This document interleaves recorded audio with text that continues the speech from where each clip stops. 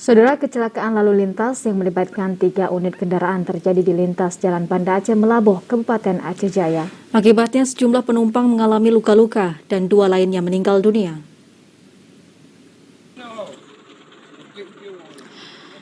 Peristiwa kecelakaan lalu lintas yang melibatkan 3 unit kendaraan terjadi di Jalan Nasional Lintas Banda Aceh Melabuh, tepatnya di Desa Babah Nipah, Kecamatan Sampoinit, Kabupaten Aceh Jaya.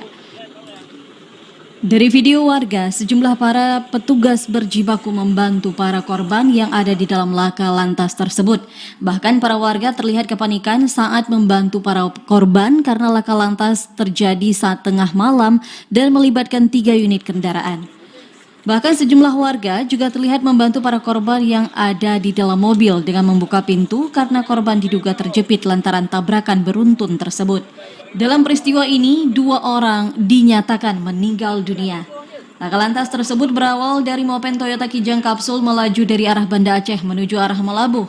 Saat tiba di Desa Babah Nipah, Kecamatan Sampoinit, Kabupaten Aceh Jaya, mopen Toyota Kijang Kapsul mendahului mopen Toyota Kijang Innova yang melaju satu arah di depannya dan masuk ke jalur kanan sehingga tertabrak dengan mobil tangki Mitsubishi Fuso yang melaju dari berlawanan arah.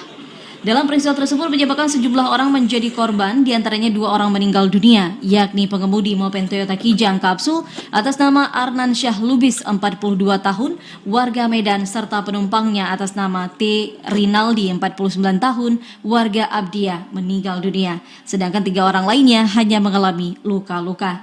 Dari Aceh Jaya, Musliadi, TVRI Aceh melaporkan.